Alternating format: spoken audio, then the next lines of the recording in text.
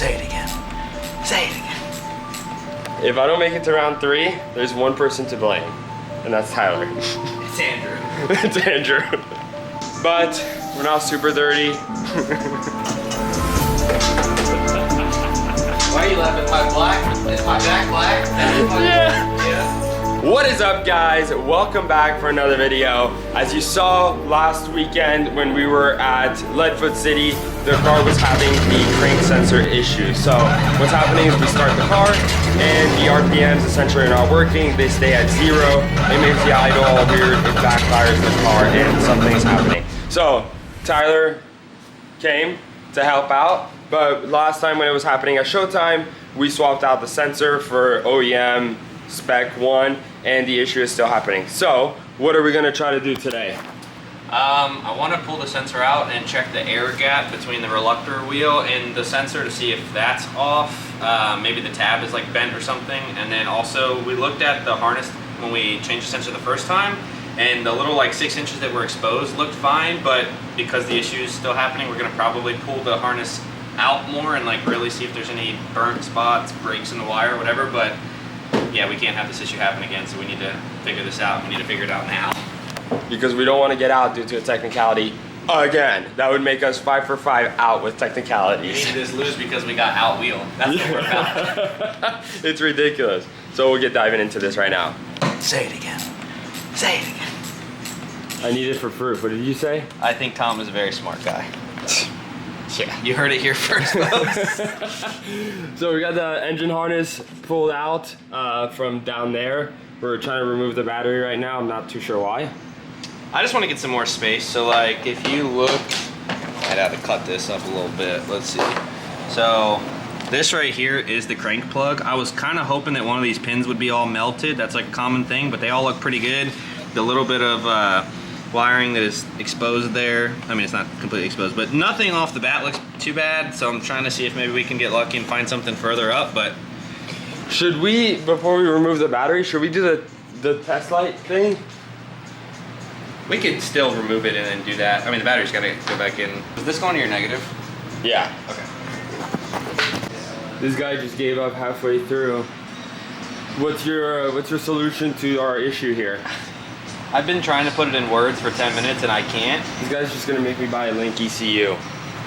Crazy. It's a compliment. I think you have the skill set to drive Pro Spec, so I'm just getting you prepared. Yeah, spend money before you make it to Pro Spec. This is not the direction I saw today going. Am I gonna make it to round 3? Yeah. You just borrow one of Lewis's cars. If I don't make it to round 3, there's one person to blame, and that's Tyler. It's Andrew. It's Andrew. Yeah, Billy. You wanna wipe your forehead again, or are you Nah. okay? I'm just gonna be disgusting. My face black as shit? No. Surprisingly not. Alright, let's try and go forward just a little bit. Oh wait, this I don't know. Let's try it again. I don't know if something's stopping. Both sides aren't. There we go. Okay, we're not going to go forward too far because the fuel line, but actually, is your fuel line tight? Like this? Like, what's stopping us from going forward somewhere? The fuel line. Oh, it is tight? Okay. Yeah. Okay. Okay. Is that enough? Yeah, that's enough room. So, Oh, totally can plug the thing properly now. what? Because right now I just have it plugged. What thing? The evap, Oh, yeah. I just have it plugged with a bolt. I smell that go-go juice. What's stopping us from going forward somewhere? Is it that fuel line? Because this fuel line should go forward more, no? It's like curving backwards. There we go. That's funny. I'm not going to say what I want to say because the camera's rolling. What is that not supposed to be there? No, it's just literally bubble wrap wrapped in like I guess Grindle did it as like a heat barrier deal, but that's not. Well, you had a guy working on his car a lot of the time. Yeah, that's. What is not this? Let me see. I'll be careful. Don't try not to drop shit down on the cylinders. Yeah, maybe we should take a. Do you have like a little vacuum? Yeah. We can do that. Should we unhook the fuel line and just take the whole intake off? Well, We can. Yeah, I didn't realize it was literally just that. Yeah, we could do that. Okay, I mean we can easily do that, but GM stuff, factory GM stuff, there's this little like thing that you can slide in there, and it's like a quick disconnect. But we can just undo it. It's fine. This is not a good setup for high horsepower because this back cylinder, it's gonna get starved for fuel because it's got to go all the way to here, and this is kind of just like last like. So what is it supposed to be? So what ideally you'll have a return system to where there's another line that comes here and goes all the way back to the tank, so it's like a full circle, and then that's what I have on my car. That's pretty good. Like the really high horsepower LS cars, what they will do, and this might be a bit overkill. We probably need it. Oh, nice. Is they'll have like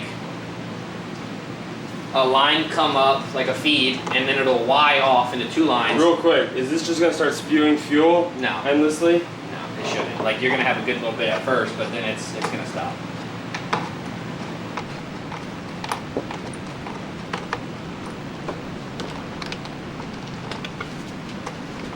So, this top left one is this red wire. This top right one, that's loose. This top right one is this black wire with the sheathing. What do we got going I have on paint here? marker. This one also loose. Quick little status update.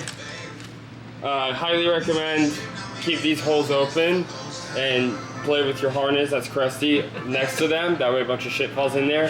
It's extra friction for the pistons. They like that. We're almost done pulling the harness. We just got to do this last little bit. It was a bitch. You got all the GM clips and everything in there. But we're not super dirty.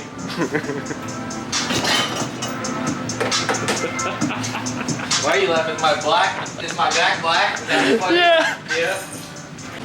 Oh, we made a boo-boo. We did. The harness is out.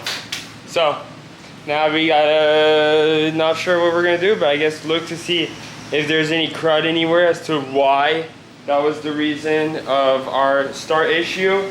But either way, we're not gonna use the harness. We're gonna buy a new one, and we're gonna get a Link ECU. And we're not gonna make it to round 3.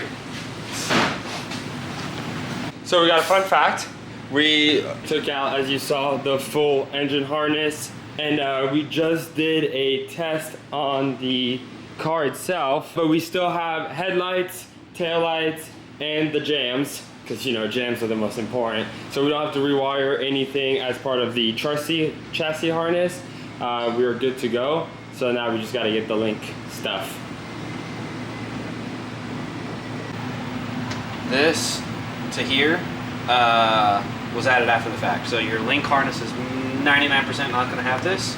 So I think if I remember correctly, this and this big ring terminal were stacked together on your main, like feeding your starter, and then this end went up to, this went to your kill switch. This was with that other one that was taped, and then they were sandwiched together. So yeah, well, you might have to do something like this again. But. Betty! Who's recording?